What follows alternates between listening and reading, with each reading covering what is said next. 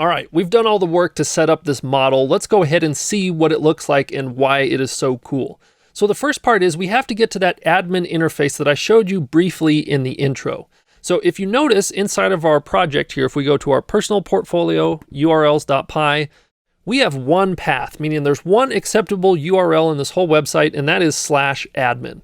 So if we go to our project and we do a /admin, you'll notice, well, we've got to make sure that the server's running. Let's go ahead and run a server. There we go. Now reload that page. Look at that. It shows you this login form here that says this is how you get into the admin side. And you might be thinking, well, what username and password do I put in here? We have to create that. That's our job. So the way to do this is to go back to your terminal, do a Control-C, and do a Python 3 manage.py, create super user. That is all one word, create super user, okay? So once you've done that, go ahead and hit enter, and it's gonna take you through this prompt. So it's gonna say, first, what do you want for the username? It's gonna default to whatever your username is on your computer, but you could just do like Nick, for instance. That's totally fine. Email address, you could put something in or you could leave it blank. That's what I'm gonna do. And I'm gonna put in a password. I'll just do something like Django1234. And it's important to note here, and you gotta retype it, that this password is pretty important. So the reason that this is so important is that your admin interface is going to be available live on your website. So anybody can go to your website /admin, and if they know your username or password or they get it, they can completely mess with anything they want in the database. They can delete things, add things. I did this with the previous class where I had used a simple password and never updated it, and people were putting in hilarious pictures. So it was actually kind of a fun thing rather than a negative, but people could have put horrendous things in there, like it's just completely open. So you want to make sure you have something secure. Now, if you're freaking out a little bit and you're like, oh my gosh, I just did a bad password, I got to have a better password. There's going to be lots of chances to update this. If you ever want to update a password, all you have to do is the Python 3 manage.py, and then you want to do change password, all one word, and then type the name of the user. So in my case, I just made the user Nick, so I'm going to do change password Nick.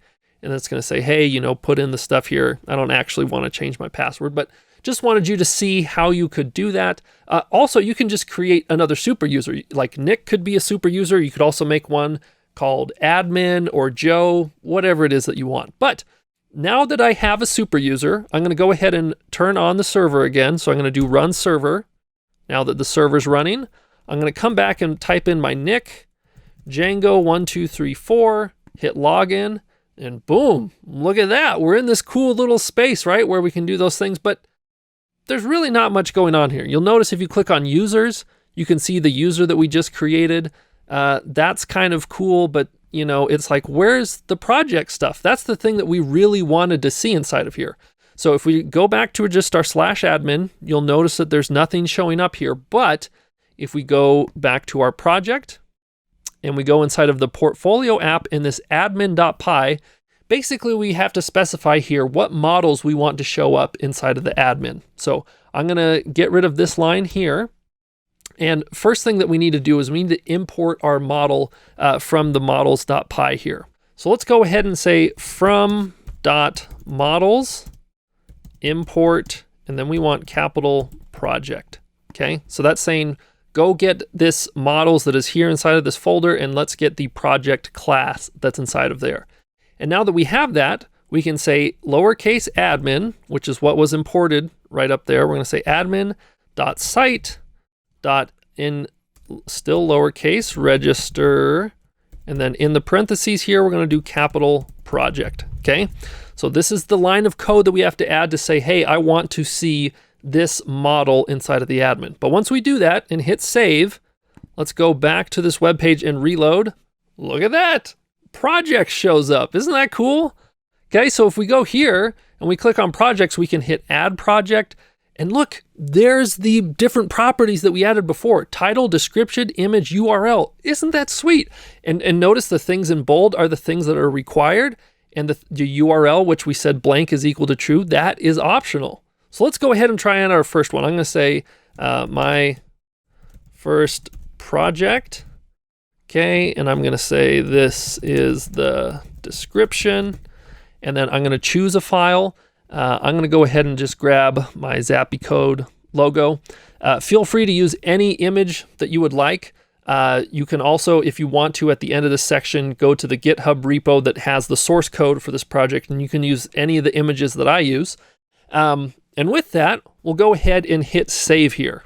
Now, you'll notice when we hit save, look at this. Something new was added, and we go to this product object, and it's saying, hey, this is my first project description. This has now been saved. This is inside of the database.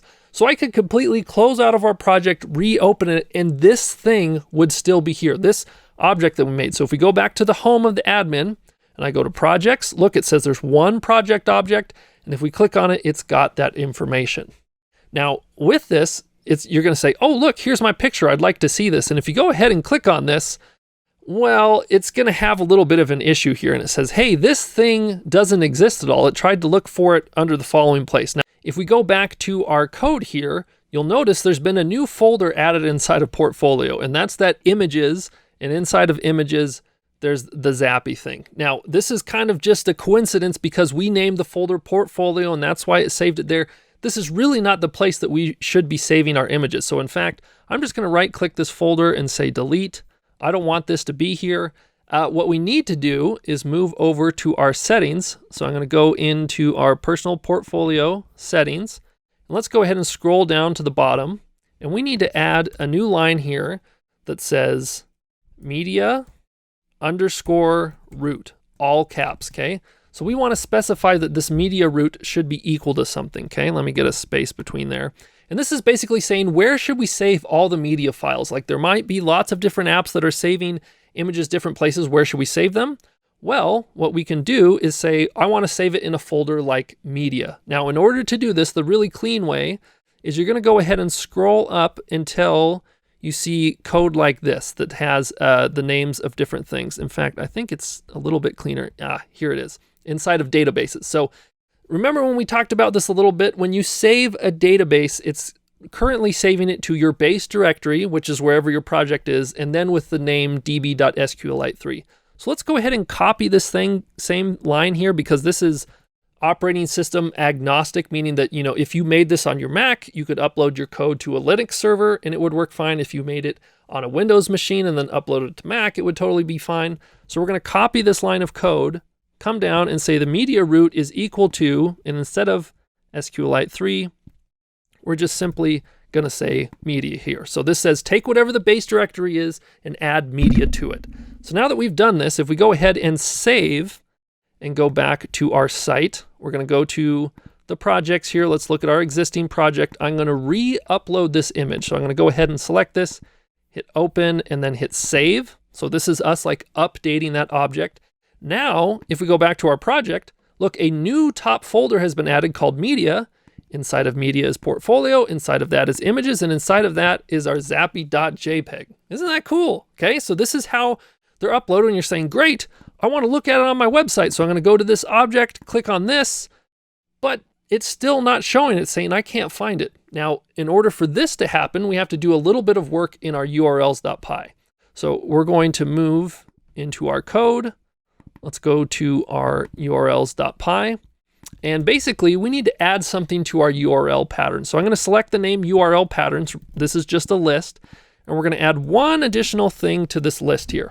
Now, what it is that we're going to add is this thing called static, which we have to import. So this is functionality from the Django project that we're importing in here.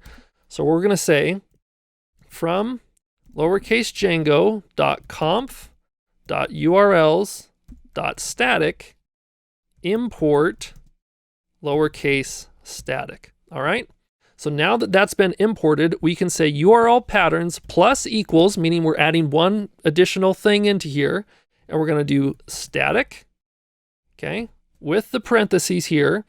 And we have to specify first what the media URL is going to be and the media root is. Now, you know what the media root is, but you don't know what the media URL is.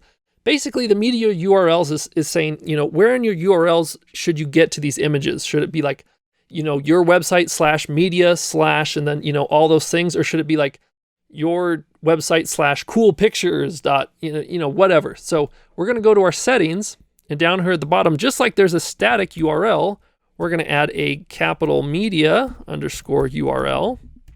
And you can go ahead and set this to whatever you'd like. I'm going to copy a similar format here, but just change it to say media. Now there's nothing special about the term media here. It's not like this has to match this folder. I just think it's a good simple name to keep this all together.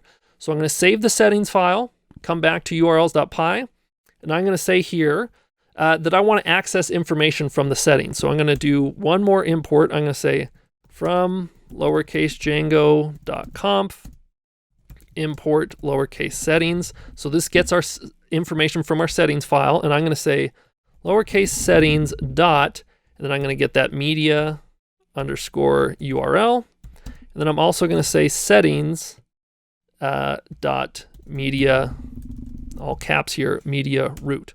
Now with the media root, we have to specify with this one. We're going to say document _root is equal to this. Okay, so this specifies that, this is that particular document root, but go ahead and save this.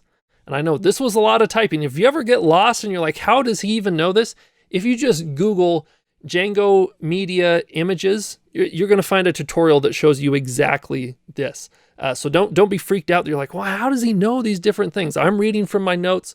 Don't ever be afraid that it's like, I'm not going to remember all this stuff. Don't worry. You can always Google it and find it. Okay. So with that in place, let's go back to our projects. Look at this particular project and click on the image now. And look at that. So you can see this image is at the name of our website /media /portfolio /images /zappy.jpg.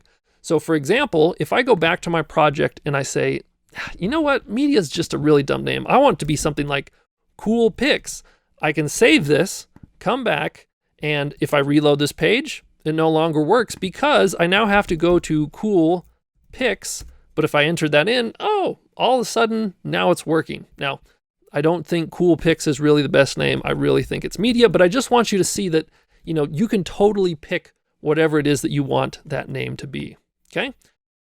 So, hopefully you're starting to grasp, let's put the admin in here, what a database is and why it is so cool. We just learned here how we can, bring in some media images. That was a little bit of a separate topic, but we have started something great. The next step for us is to take the things that are here inside of our database and actually display them on the homepage. And that's what we're going to be doing in the next lecture.